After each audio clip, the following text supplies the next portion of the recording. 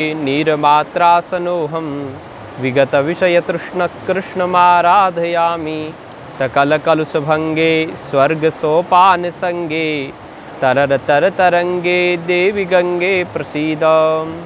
रामं रामानुजं वन्दे भरतं भरतानुजं सुग्रीवं वायुसूनुं च प्रणमामि पुनः पुनः। माँ गंगा के पावन तट पर बैठ कर के श्रीमद् अध्यात्म रामायण की इस पवित्रतम गाथा का हम श्रवण कर रहे हैं। आज सुंदरकांड की इस पवित्रतम कथा को हम आगे बढ़ाएंगे। लंकनी का भगवान श्री हनुमान जी ने उद्धार किया है।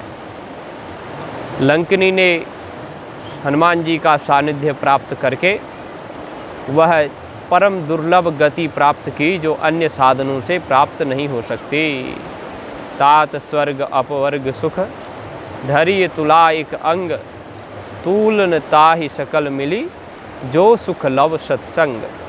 स्वयं सत्संग की महिमा उन्होंने वर्णन की है और ये कहा है अध्यात्म रामायण में, धन्याहमप्यद्य चिराय राघव स्मृति ममासीत भव पाशमोचनी। आज मैं धन्य हो गई क्योंकि धन्या अहम अपि अद्य, आज मैं भी धन्य होगी क्योंकि चिराय राघव स्मृति ममासीत, बहुत काल बाद मुझे भगवान श्री राघवेंद्र सरकार की स्मृति हो गई, प्रभु की स्मृति प्राप्त हो गई। प्रभु की स्मृति कैसी है? बोले भव पाश मोचनी। भगवान की स्मृति संसार रूपी बंधन को तोड़ देने वाली है। भवपाश कहते हैं बंधन, भव मने संसार, पाश मने बंधन। तो जो भव बंधन है उसको विमोचनी मने तोड़ देने वाली है भगवान राघव की स्मृति। तद्भक्त संगोप्यति दुर्लभो मम। और भगवान के जो भक्त हैं वो तो अति दुर्लभ हैं। भगवान सुलभ हैं लेकिन भगवान का परम भक्त दुर्लभ है। हनुमान जी जैसा भक्त दुर्लभ है। स्वयं भगवान ने भगवत गीता में कहा है, स महात्मा सुदुर्लभः वासुदेवः सर्वमिति। स महात्मा सुदुर्लभः।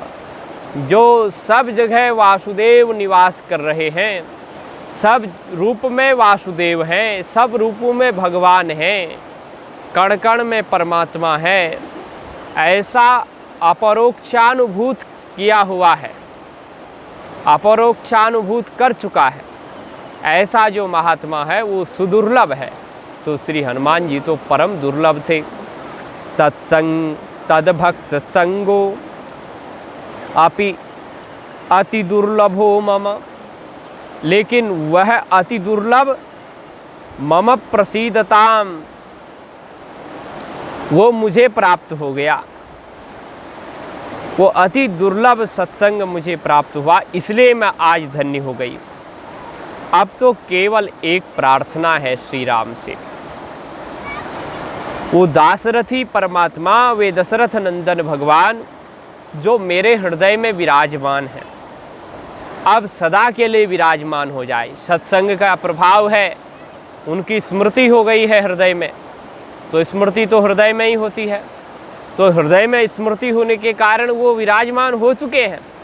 अब विराजमान हो गए हैं तो सदा सदा के लिए विराजमान। सदा हृदय प्रसीदता मम हृदय सदा दासरथी प्रसीदता। अब वो दासरथी दशरथ नंदन कुमार श्री राम मेरे हृदय में प्रसन्न रहें। मतलब वो प्रसन्न रहेंगे तो मैं भी प्रसन्न रहूँगी। उल्लंघितेभ्यो पवनात्मजेन धरासुतायाश्च दशाननस्य विस्फोर वामाक्षिभुजस्य तीव्रं रामस्य दक्ष्यांगमतीन्द्रियस्य। अब वह तो सत्संग की महिमा गा करके ब्रह्मलोक को चले गई, मुक्त हो गई।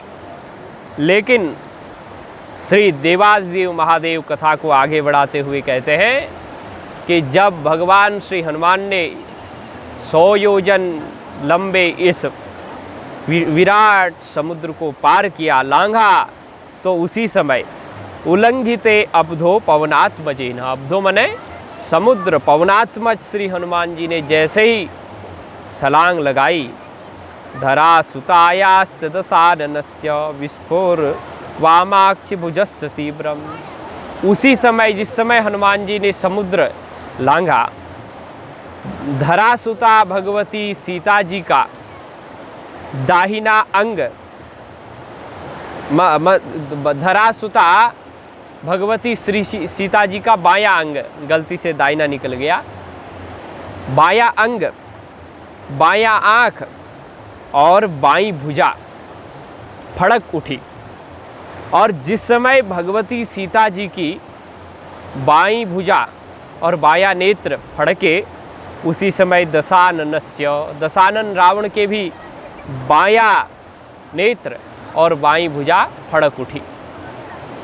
अब देखो विचित्र अवस्था है, बाम अंग फड़कने लगे। अगर माताओं का बाम अंग फड़कने लगेगा तो शुभ सूचना प्राप्त होगी। तो भगवती सीता जी का बायां अंग फड़का तो उनके लिए तो शुभ है, उन्हें तो ये संकेत है कि अब भगवान श्री राम अतिशीघ्र आएंगे, कोई न कोई शुभ होगा, शुभ काम होगा, कुछ न कुछ जीवन की सफलता प्राप्त होगी। और सबसे बड़ी तात्कालिक सफलता यही थी, शुभ संकेत यही था भगवती सीता जी के लिए कि राम जी को किसी प्रकार पता चल जाए और वो लंका में दावा बोल करके राक्षस रावण का संहार करके ससम्मान मुझे अपने साथ ले जाए, यही सीता जी चाहती थी।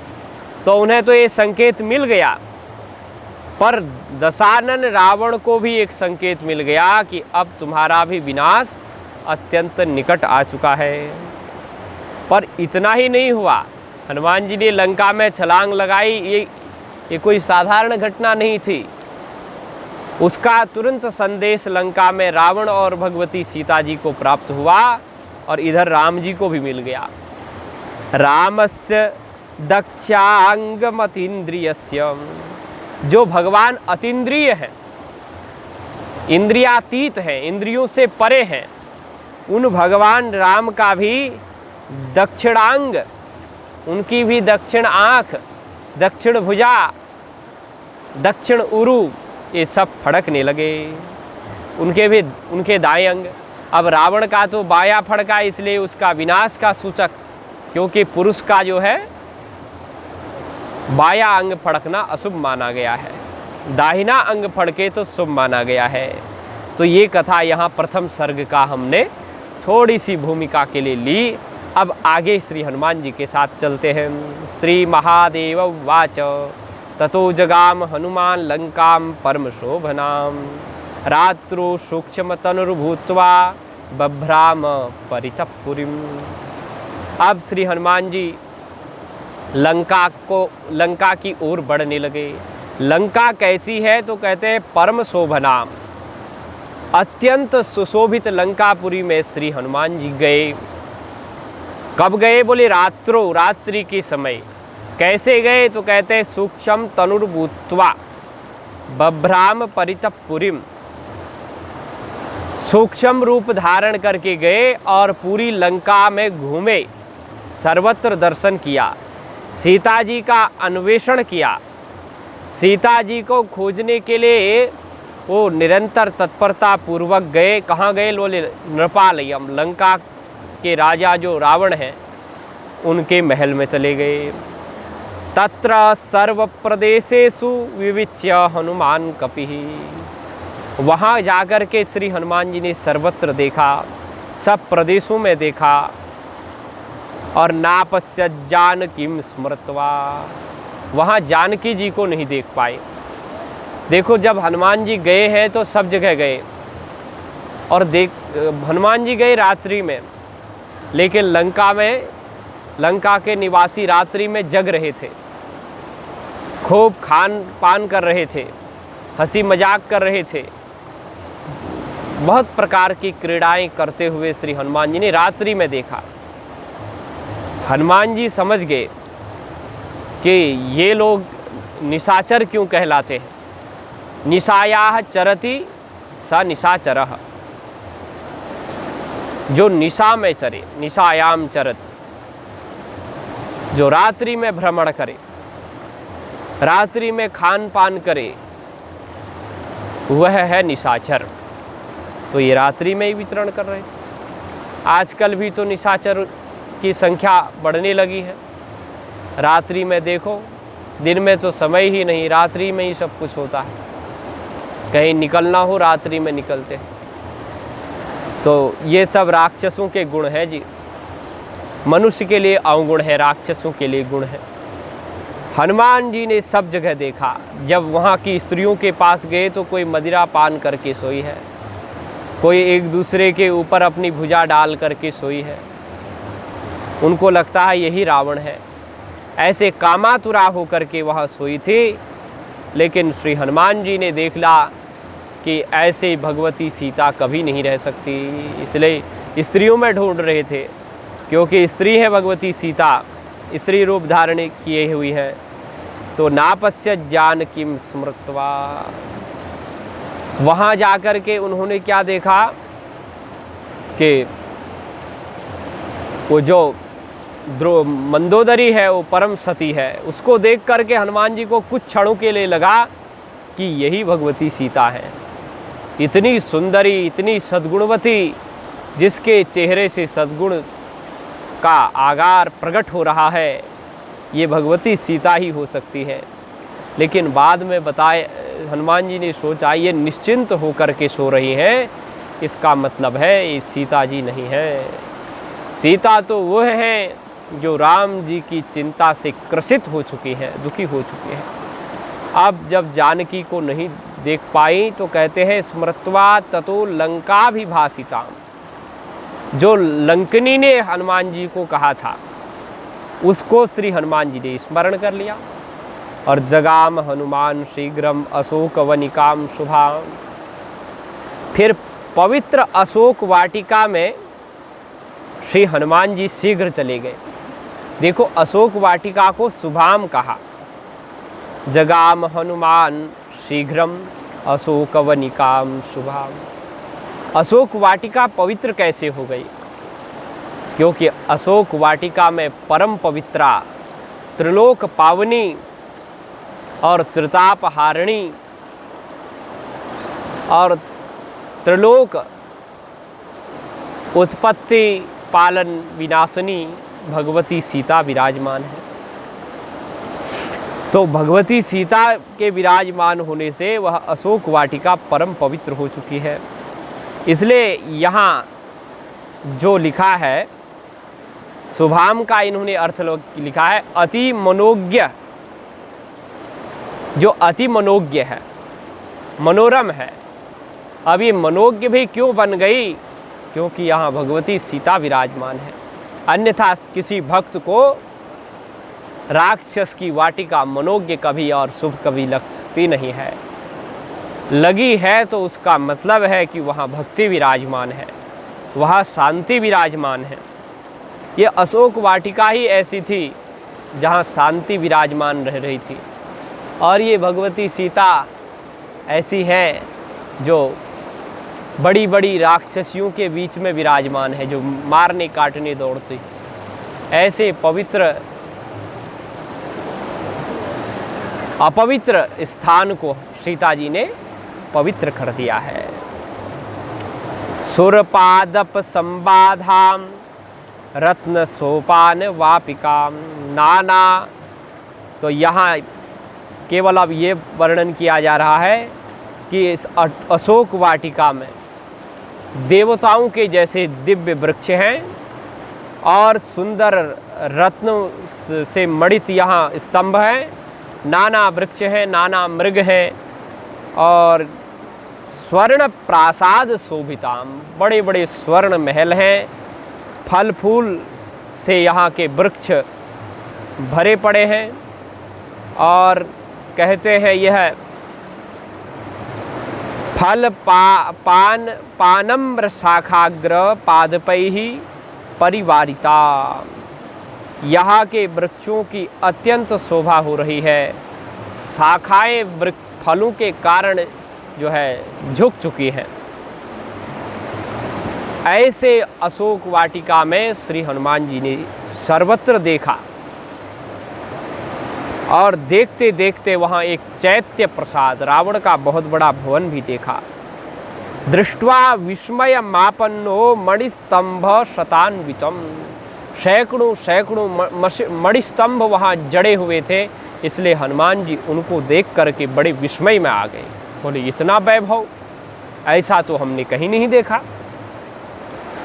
तो वहाँ देखते देखते देखते देखते हनुमान जी आगे बढ़े तो एक सिनसपा वृक्ष मिला, शीशम का वृक्ष जिसे कहते हैं। यहाँ लिखा है ददर्श सिनसपा वृक्ष मत्यंत विनिडच्छदम।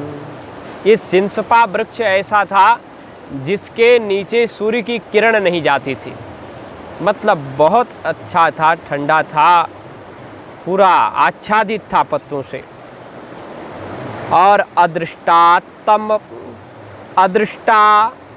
तपमाकीर्णम स्वर्ण वर्ण विहंगमम तन्मूले राक्षसी मध्य स्थिताम जनकनंदिनीम। यह पूरी तरह आकीर्ण था, पत्तों से ढका हुआ था। स्वर्ण वर्ण विहंगमम, इसके पत्तों के ऊपर सुंदर स्वर्ण वर्ण के पक्षी विराजमान थे। स्वर्ण वर्ण, सोने की तरह चमकदार, सुंदर वृक्ष, सुंदर पत्ते। और उस वृक्ष के मध्य में राक्षसियों के द्वारा घिरी हुई जनक नंदिनी भगवती सीता जी भी विराजमान थी। और हनुमान जी ने देख लिया। ददर्श हनुमान वीरो देवतामिव भूतले। श्री हनुमान जी ने कैसे देखा? बोले जैसे कोई साक्षात देव मूर्ति विराजमान हो, ऐसे भगवती सीता जी को देखा। जैसे साक्षात स्वर्ग से कोई देवी प्रकट होकर के उस वृक्ष के नीचे बैठ गई हो। एक वेणीम कृशाम दीनाम मलिनाम वरधारिणीम। सीता जी किस अवस्था में बैठी हैं? बोले एक वेणी। वैसे माताएं त्रिवेणी बनाती हैं, बनाती त्रिवेणी हैं, दिखती दो वेणी हैं। आपने ध्यान दिया होगा माताएं बच्चों के तो जो है वैसे तो हमारे यहाँ तो पिता भी बना देते थे, भाई भी बेड़ी बना देते थे छोटी बच्चों के। पिताजी तो बनाते ही थे, माँ बहुत काम में लगी हो तो पिता ही बना देते थे। तो बेड़ी त्रिवेणी और दो वेणी दिखती है, इसलिए प्रयागराज में है तो त्रिवेणी, गंगा यमुना सरस्वती, लेकिन सरस्वती दिखती नहीं है। कैसे नहीं दिखती? तो संत जन यही बात बताते हैं कि उसी प्रकार जिस प्रकार माताएं वेणी बनाती हैं, त्रिवेणी बालों की वेणी, तो दो ही दिखाई देते हैं। पर भगवती सीता जी तो एक वेणी कृशाम दीनाम, एक वेणी है, क्योंकि बहुत समय से उन्होंने बाल नहीं बनाई तो जटा बन गई है और ये अत्यंत कृशा हो चुकी है, पतली है। और दीनाम कहते हैं ये तो बहुत दुखी है, दीनहीन हो चुकी है, क्योंकि दीनानाथ भगवती से दूर हो चुके हैं। मन से तो एक है पर शरीर से कुछ दूर दिखाई देते हैं। मलिनांबर धारिणी, मलिन वस्त्र धारण किए हैं। जब से आए हैं उन वस्त्रों को तब से धोया नहीं है, इसलिए मलिनांबरा हो चुकी है। वैसे तो उनके वस्त्र स्वच्छ हैं, क्योंकि अहिल्या मैया ने उनको ऐसे वस्त्र दे दिए थे जो कभी मलिन नहीं हो सकते। लेकिन मलिनांबर धारिणी, मलिनांबर का मतलब है, अंबर कहते हैं आकाश को, अंबर में वस्त्र भी है और आकाश भी है। तो ये वो वातावरण जो लंका का वातावरण है वो मलिन हो चुका है, तो मलिन वातावरण में भगवती सीता विराजमान है। भूमो शयानम शोचंतिम, पृथ्वी पर सोती हैं और शोक कर रही हैं। शोक कर रही हैं मतलब राम जी को याद कर रही हैं। बैठी कहाँ है? बोले अशोक वनिकाम, अशोक वन में बैठी है, लेकिन सशोक बैठी है, क्योंकि राम जी से अलग कर दिया गया है। राम रामेति भाषिणी, वाह क्या सुंदर वातावरण है। सशोक बैठी हैं, लेकिन भगवान का नाम स्मरण कर रही हैं। राम रामेति भाषिणी, हर समय भगवान का नाम स्मरण कर रही हैं, नाम का जप कर रही हैं। त्रातारम नाधिगच्छन्तिम उपवास कृशाम शुभाम, लंका में उनको बहुत दंड देने वाले हैं, राक्षसियाँ जो है फटकारने वाली हैं, दुखी कर रहे हैं, लेकिन कोई रक्षक दिखाई नहीं देता। त्रातारम नाधिगच्छन्तिम, भगवती सीता किसी को अपना रक्षक नहीं देख पा रही हैं कि कौन मेरी रक्षा करेगा, इन दुष्ट राक्षसों से मुझे कौन बचाएगा, यह भगवती सीता नहीं देख पा रही हैं। और भगवती सीता जी ने उपवास किया है, उपवास कृशाम शुभाम। भगवती सीता जो अत्यंत पवित्र है, वह भगवती सीता अत्यंत क्षीण शरीर वाली हो गई है, कृश शरीर वाली हो गई है। शाखान्तच्छद मध्यस्थो ददर्श कपिकुंजरः, कपिश्रेष्ठ श्री हनुमान जी ने शाखाओं के पत्तों में छिप करके उन्हें देखा। तरु पल्लव मह रहु लुकाई, करहु विचार करों का भाई। तरु पल्लव में छिपे हैं, शाखाओं के मध्य में छिपे हैं, और पूरा पेड़ जो है पत्तों से आच्छादित है। तो कपिकुंजर श्री हनुमान जी ने वहीं से श्री सीता जी का दर्शन किया, और श्री हनुमान जी ने जो शब्द कहे हैं वो तो बड़े अद्भुत हैं। कृतार्थोहम कृतार्थोहम दृष्ट्वा जनक नंदिनी, परम शांति को प्राप्त करने के बाद जीव कृतार्थ हो जाता है। आज श्री हनुमान जी ने उस शांति स्वरूपिणी सीता जी का दर्शन कर लिया है, इसलिए कहते हैं कृतार्थोहम। कृतार्थोहम का मतलब है पूर्णोहम, मैं पूर्ण हो गया, मैं कृतार्थ हो गया, मैं लबालब उस शांति से, उस राम प्रेम से भर गया। कृतार्थोहम कृतार्थोहम दृष्ट्वा जनक नंदिनी, क्योंकि मैंने जनकजा जनक नंदिनी भगवती सीता जी का दर्शन कर लिया, और ये काम राम काम तो मेरे द्वारा हो गया। राम काम करिबे को आतुर, राम काज करिबे को आतुर। जो राम काज है, जिसके लिए मैं सदैव आतुर रहता था, वो काम की सिद्धि, उस कार्य की सिद्धि आज मुझे प्राप्त हो गई। चाबी का पता चल गया, चाबी को घुमाना आ गया, अब आगे का काम मेरे लिए सहज हो जाएगा। मयैव साधितं कार्यम रामस्य परमात्मनः, मेरे द्वारा भगवान परमात्मा श्री राम का कार्य सिद्ध हो गया। तब श्री हनुमान जी ने किलकिला शब्द किया, ततः किलकिला शब्दो बभूवान्तः पुराद्वही। कहते हैं जिस समय हनुमान जी ने भगवती सीता जी को दिया, देखा तो हनुमान जी तो चुप रहे, लेकिन किलकिला शब्द हुआ, हनुमान जी ने नहीं किया। अंतःपुर से आया, नगाड़े बज रहे थे, और श्री हनुमान जी ने कहा भाई ये क्या हो गया, किमेतद इति सलनीलो, ये गड़बड़ होने लगा, मेरे देखते ही तो कुछ ये होने लगा। वृक्ष पत्रे सुमारती, वृक्ष पत्रों में छिपे छिपे हनुमान जी ने देखा कि ये तो रावण आ रहा है। रात्रि में देखा था ना रावण कहाँ शयन करता है, वहाँ लिखा हुआ था ये अमुक का कक्ष है, ये रावण का है, ये मेघनाथ का कक्ष है। तो रावण आता हुआ दिखाई दिया। कैसे आ रहा है? बोले स्त्रियों से घिरा हुआ, उसके 10 मुख है, दशास्यम विंशति भुजम, 10 तो मुख है रावण के और 20 भुजाएं हैं। नीलांजन चयूपमम, और कज्जल समूह के समान काले शरीर से युक्त है। रावण काला है जी।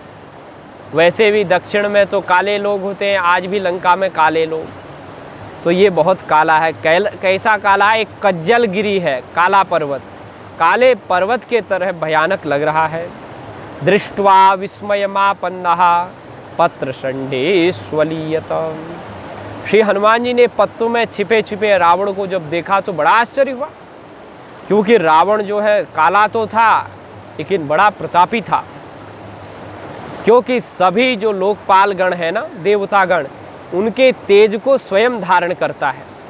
मतलब जितना पराक्रम सभी देवताओं में है उतना पराक्रम रावण में अकेले में है। ऐसा ये रावण है। इत्येवम्, और फिर कह रहे हैं कि रावणो राघवेणासु मरणं मे कथं भवे, सीतार्थमपि नायाति रामः किं कारणं भवे। यहाँ श्री महादेव जी कहते हैं कि रावण को एक ही चिंता सताती रहती थी, रावणो राघवेणासु मरणं मे कथं भवेत्। रावण यही सोचता रहता था कि भगवान श्री राघव के द्वारा बहुत जल्दी मेरा मरण कैसे होगा। राम जी के द्वारा यदि मेरा मरण हो गया तो मेरा उद्धरण हो जाएगा, मरण नहीं होगा, मेरा मरण मंगलमय हो जाएगा। मरण तो सबका होता है जी, जो आते हैं सो जाते हैं। राजा रंक फकीर सबका मरण होना है, लेकिन रावण ने सोचा अगर बिना राम के मैं मर गया तो मेरा मरना व्यर्थ चला जाएगा। इसलिए मरना तो वही मंगलमय है जो प्रभु के नाम के सानिध्य में, प्रभु के धाम के सानिध्य में, प्रभु के रूप के सानिध्य में, प्रभु के विग्रह के सानिध्य में प्राप्त हो। तो इसलिए ये मरण चाहता है। श्रीमद् आदि गुरु शंकराचार्य भगवान कहते हैं कि मरण कौन सा मंगल है? बोले जिसके बाद फिर ना मरना पड़े। जन्मना कौन श्रेष्ठ है? जिसके बाद फिर जन्म ना लेना पड़े। सीतार्थमपि नायाति रामः किं कारणं भवे। ये कहता है कि मैं राम जी के हाथों जल्दी जल्दी कैसे मरूंगा, क्या कारण है न जाने। अभी तक भगवान श्री राम सीता जी के लिए नहीं आए। मैं सीता जी को हरण करके ले आया, लेकिन राम जी उनका रक्षण करने के लिए क्यों नहीं आए। इत्येवं चिंतयन् नित्यं राममेव सदा हृदि। इसी प्रकार का नित्य चिंतन रावण करता है, राम क्यों नहीं आए। और राममेवं सदा हृदि, राम जी को ही हृदय में धारण करता है। तो रोज धारण करता है जी। तस्मिन् दिने पररात्रो रावणो राक्षसाधिपः। अब थोड़ा इधर को देख लीजिए ताकि हमें कथा सुनाने में आनंद आवे। तो इधर को दर्शन करते हुए, क्योंकि हम आपको देखकर सुनाते हैं तो उसका आनंद ही कुछ अलग होता है।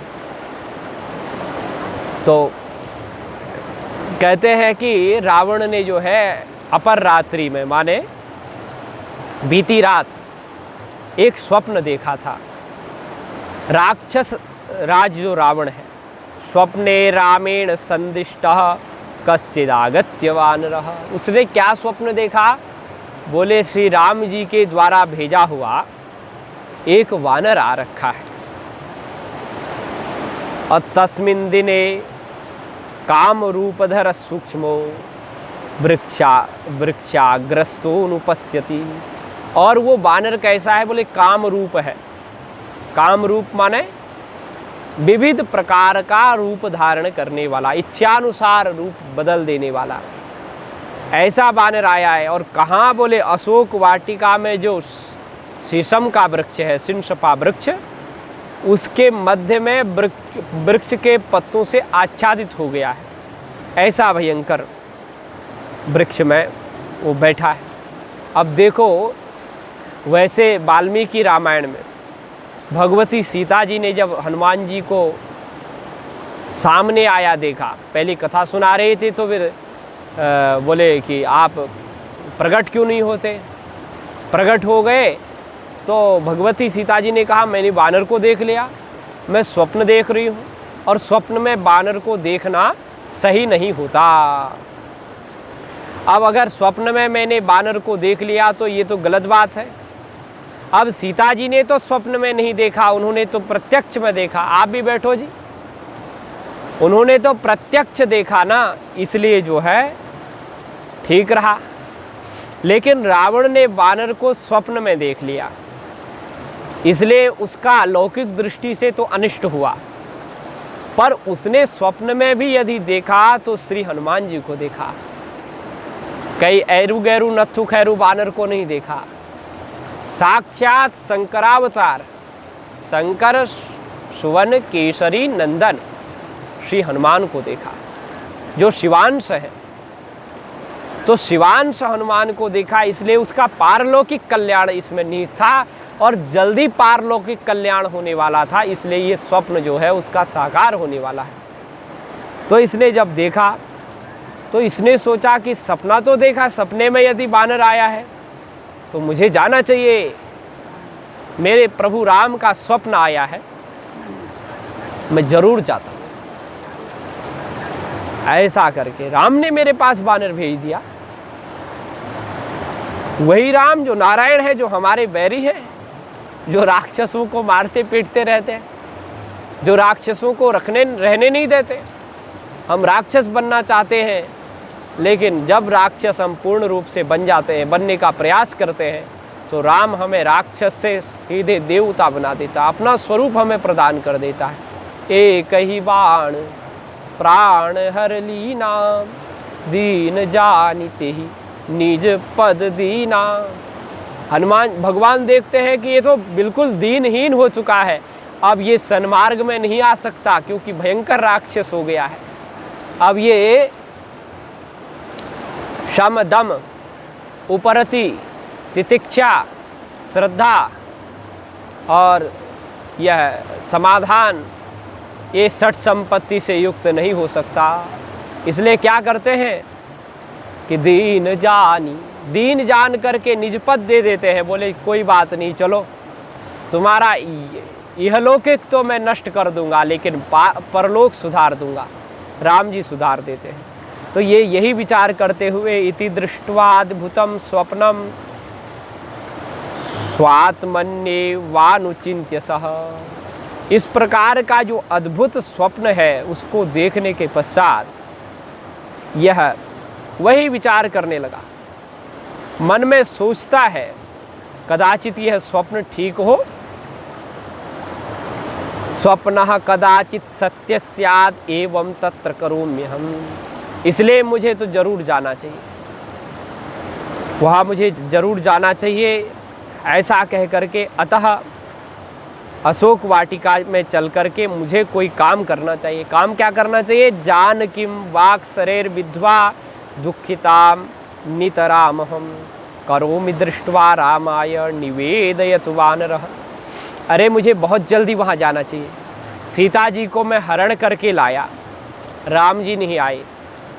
सीता जी को राक्षसियों के द्वारा मैं धमकाता रहता हूँ, राक्षसियाँ खूब उनको धमकाती हैं, राम जी नहीं आए, इसलिए आज मैं धमका के आता हूँ।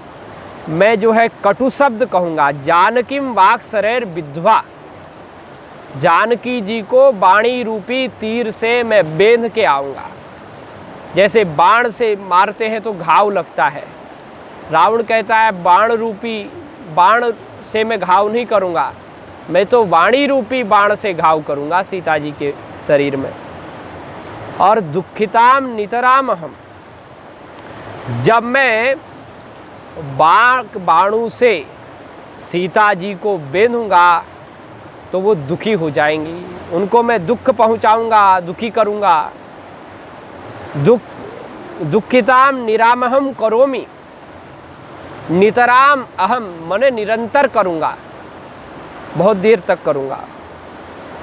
और वो बानर जो है ये देखेगा, वृक्ष में बैठा बैठा ये सारा मेरा कृत्य देखेगा और देख करके रामाय निवेदयतु स वानरः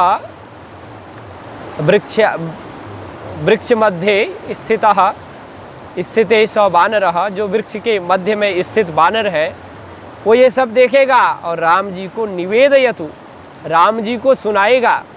और जब राम जी को सुनाएगा, इत्येवं चिंतयन् सीतां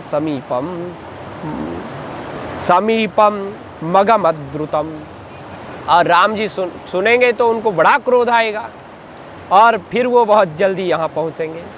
ऐसा सोच करके चिंतन करते हुए अत्यंत द्रुत गति से उन स्त्रियों से घिरा घिरा वो अशोक वाटिका में आ गया। जब भी अशोक वाटिका में आता था तो सारी स्त्रियां आ जाती थी। और सारी स्त्रियां क्यों आती थी? कि यह भगवती सीता के ऊपर कहीं प्रहार न कर बैठे। अगर इसने प्रहार कर दिया तो हमारे जो माथे का सिंदूर है वो सदा सदा के लिए नष्ट हो जाएगा। क्योंकि ब्रह्मा जी का शाप लग चुका है कि परस्त्री पर बलात् करोगे, बलपूर्वक परस्त्री को अपने वश करोगे तो तुम नष्ट हो जाओगे। एक तो ये कारण है। और दूसरा, रावण क्यों ले जाता है इनको? रावण इसलिए ले जाता है क्योंकि रावण सोचता है मैं इन सभी स्त्रियों को ले जाऊंगा और सीता जी को कहूँगा कि ये सब तुम्हारी दासी बनने के लिए तैयार है, एक बार कृपा करके मुझे अपना लो। ये सब दासी, मैं दास आपका, ये और दासी। कामातुर व्यक्ति तो ऐसी ही भाषा बोलता है। तो ये उन स्त्रियों को भी ले गया। और नूपुर किंकिण ये जो है उनके बज रहे थे, सीता भीता लीयमाना स्वात्मनि एव सुमध्यमा। और ये सुन सुन करके भगवती सीता घबरा गई, क्योंकि रोज का नाटक ऐसा ही था रावण का। रोज आता था, धमका करके जो है भाग जाता था। और फिर अधो मुख्य श्रुणयना स्थिता रामार्पितांतरा। भगवती सीता जी तो अधोमुख की हुई है, मुख नीचे है, और नेत्रों से झरझर झरझर अश्रुओं की बरसात हो रही है। और मन कहाँ लगा है भगवती सीता जी का? कहते हैं श्री राम जी के चरणों में, श्री राम जी में इनका मन लगा हुआ है, हृदय भगवान राम में लग गया है। और इन्होंने अपने शरीर को सिकुड़ दिया है। जैसे पवित्र स्त्री होती है सती, तो वह अपने अंगों को वस्त्रों से ढक देती है, और ये उस प्रकार से सिकुड़ करके बैठ गई। रावणोपि तदा सीताम आलोक्याह सुमध्यमे माम दृष्ट्वा किम वृथा शुभ्रु स्वात्मन्येव विलीयसे। रावण ने जब देखा तो कहने लगा, हे सुमध्य में, हे सुंदर कटिप प्रदेश वाली सीते, तुम मुझे देख करके क्यों व्यर्थ में डरती हो? अरे सुंदर मुख वाली सीते, तुम मुझे देख करके क्यों सिकुड़ रही हो? रामो वनचराणां ही मध्ये तिष्ठति सानुजः कदाचित् दृश्यते कैचित् कदाचिन्नैव दृश्यते। अरे राम तो वन में घूमने वाला है, और वह वनचरों में रहता है, माने मृगों में रहता है, मृगों के झुंडों में रहता है। जहाँ जंगली जानवर रहते हैं वो भी जंगली है, जंगल में रहता है। और देखो कितनी बड़ी बात है। इसका अध्यात्म अर्थ निकालें तो संसार क्या है? संसार वन ही है साहब, संसार अरण्य, इसको संसार अरण्य कहा गया है। भवाटवी, भव अरण्य, भागवत में भवाटवी कहा गया। तो ये जो संसार रूपी जंगल है, और इन वनचरों में इस संसार रूपी जो वन है, इस जंगल में भगवान रहते हैं। तो संसार रूपी जंगल में कौन रहता है जी? विभिन्न प्रकार के जीव रहते हैं, उनके साथ में परमात्मा सबके हृदय में। संसार एक दोष है और संसार रूपी दोष के भीतर काम, क्रोध, लोभ, मोह, मद, मात्सर्य बड़े बड़े दोष रहते हैं। लेकिन उन दोषों के मध्य में भगवान राम भी विचरण करते हैं। देखो, काम, क्रोध, लोभ, मोह, मद, मात्सर्य कहाँ रहता है? हृदय में रहता है, और हृदय में ही भगवान भी विचरण करते हैं। तो रावण कहता है कि यह जो है राम वनचरों के मध्य में विचरण करता है, और मध्य तिष्ठति सानुज, अकेला नहीं रहता है, अपने भाई के साथ रहता है। कदाचित दृश्यते, कभी कभी दिखाई देता है। कब दिखाई देता है? जब ध्यान में व्यक्ति निमग्न होता है, काम, क्रोध, लोभ, मोह, मद, मात्सर्य आदि विकारों से रहित हो जाता है, तब भगवान राम का दर्शन होता है। कभी किसी को कदाचित दृश्यते केचित, कभी केचित माने किसी किसी को दिखाई देता है। कदाचिन नैव दृश्यते, और कभी वो दिखता नहीं है, दिखाई नहीं देता। मया तु बहुधा लोका प्रेषितास्तस्य दर्शने। रावण कहता है मैंने तो बहुत लोगों को भेजा राम का दर्शन करने के लिए, कि वो कहाँ है, कहाँ छुप रहा है, कहाँ भाग रहा है, कहाँ विचरण कर रहा है, लेकिन नहीं दिखाई दिया। मया तु बहुधा लोका, मैंने बहुत सारे लोगों को भेजा। प्रेषितास मने भेजा, प्रेषित किया। किसके लिए? बोले तस्य दर्शने, तस्य श्री रामचंद्रस्य दर्शने, श्री रामचंद्र के दर्शन के लिए भेजा। लेकिन हुआ क्या?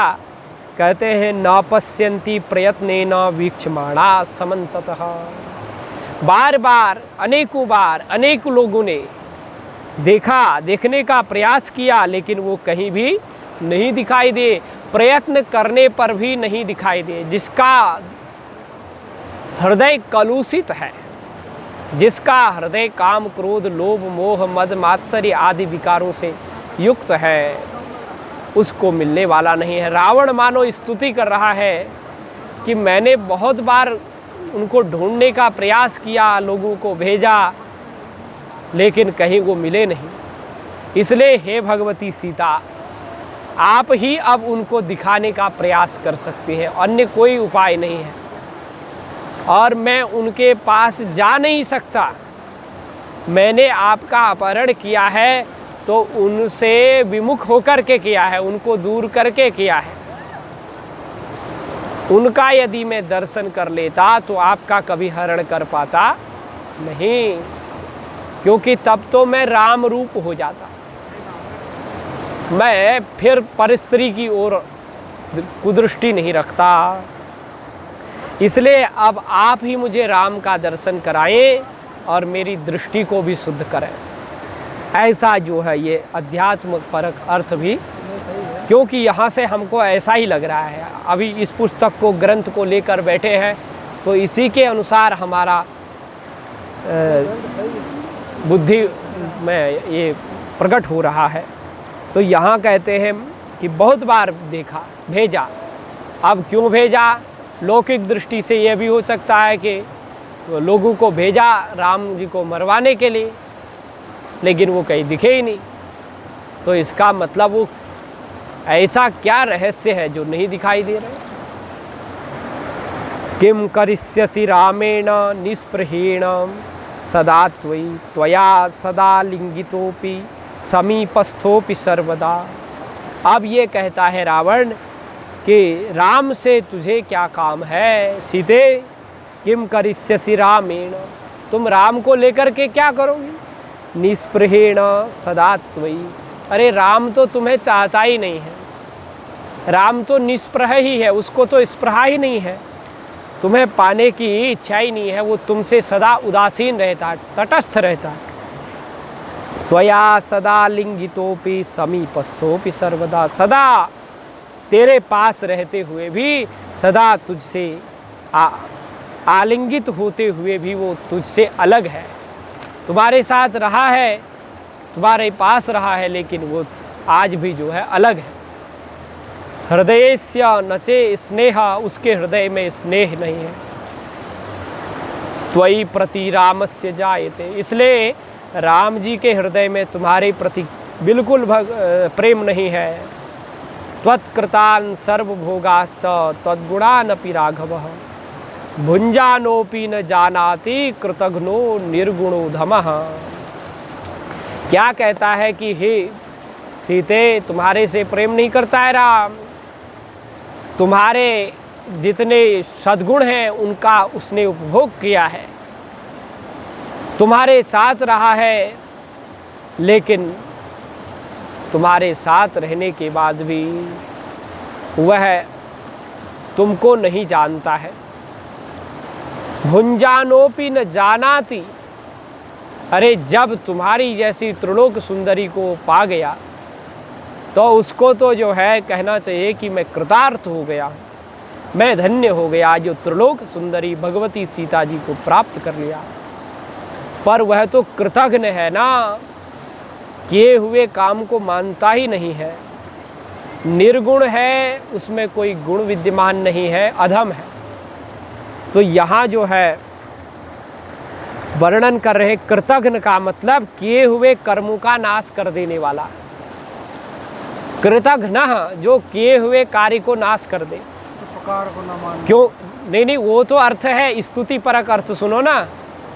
वैसे तो हमने बोल ही दिया, कृतघ्न माने राम जी कैसे कृतघ्न है। राम जी तो इसलिए कृतघ्न है क्योंकि वो जीव के पाप पुण्य रूपी कर्मों का नाश करके जीव को परम पद प्राप्त करा देते हैं। जिन पाप पुण्य के द्वारा जीव का कभी कल्याण नहीं हो सकता, लेकिन उन्हीं पाप पुण्यों से सोने और लोहे की दोनों रस्सियों को तोड़ करके भगवान श्री राम परम मुक्त कर देते हैं। रस्सी तो रस्सी है, चाहे पाप रूपी लोहे की रस्सी हो, चाहे पुण्य रूपी सोने की रस्सी हो। रस्सी में बंध गए तो फिर छूटने वाले नहीं हो, इसलिए दोनों रस्सियों को राम तोड़ देते हैं। कहते हैं भगवान निर्गुण है, सत्व रज तम आदि त्रिगुण से रहित हैं और अधम है जी।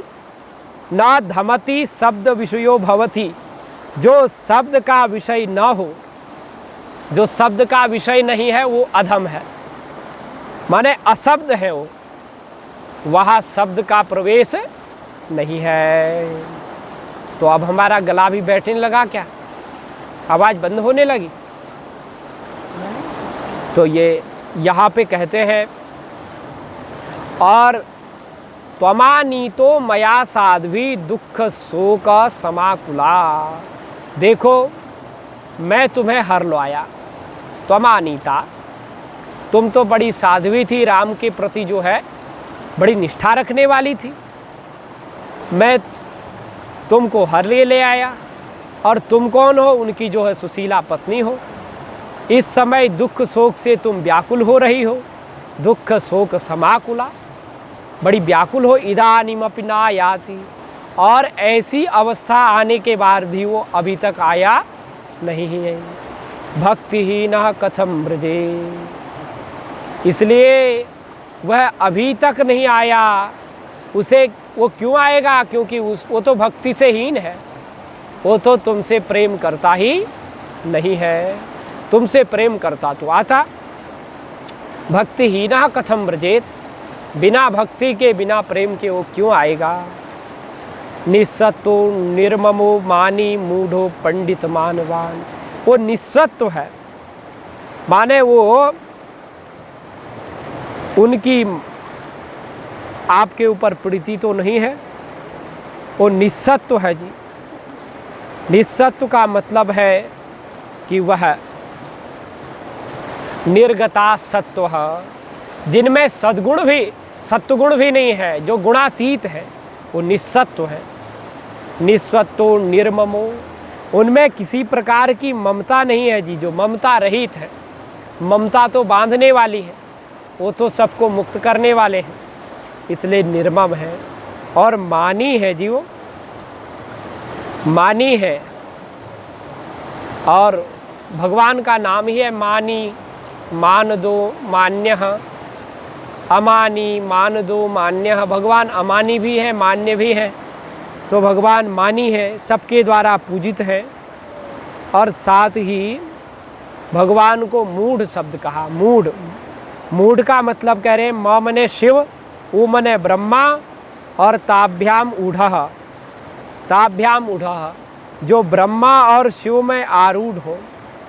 म शिवः ताभ्याम ऊढ़ः, ऊढ़ः ध्यान विषयन नीतः, अर्थात शिव और ब्रह्मा के भी जो ध्येय है, अर्थात विद्वानों के जो सम्मानित है, ऐसे परमात्मा।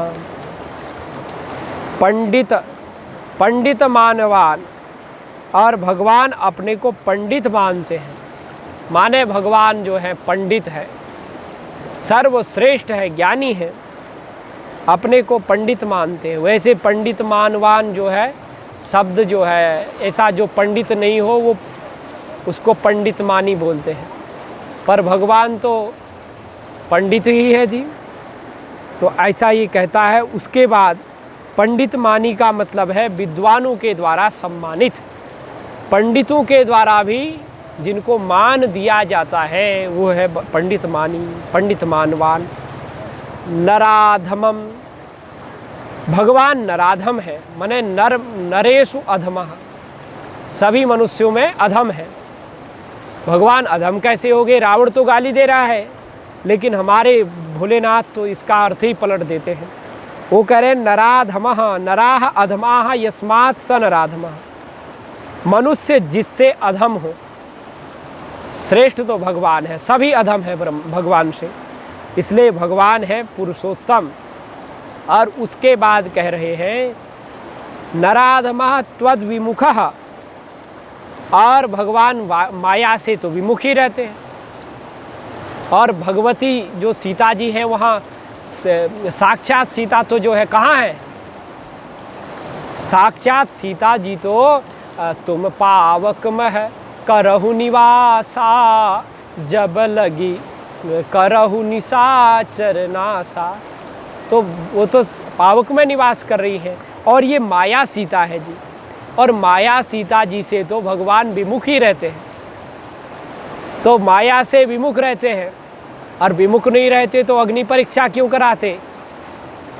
माया सीता से भगवान विमुख रहते हैं, इसलिए भगवान ने कहा मैं तुम्हें ग्रहण नहीं कर सकता, तुम अग्नि में चले जाओ, तुम कहीं भी चली जाओ।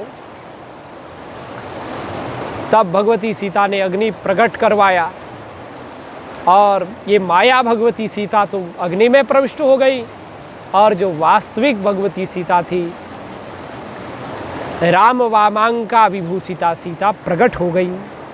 तो ऐसे यह करके लगाता है किम करिष्यसि भामिनी, हे भामिनी भगवती, हे सीते तुम उससे क्या करोगी? वो अपने को बुद्धिमान मानता है। त्वय्यतीव समासक्तम माम भजस्वासुरोत्तमम। और देखो हे भामिनी, अपने से उदासी उस नराधम राम को लेकर तुम क्या करोगी? देख मैं राक्षस श्रेष्ठ हूँ, तुझसे अत्यंत प्रेम करता हूँ। त्वय्यतीव समासक्त, तुम में अत्यंत आसक्त हूँ, इसलिए तुम मेरे साथ उपभोग करो, मुझे अंगीकार करो, मुझे स्वीकार करो। देव गंधर्व नागानाम यक्ष किन्नर योषिताम भजिष्यसि नियोक्तृत्वम यदि माम प्रतिपद्यसे।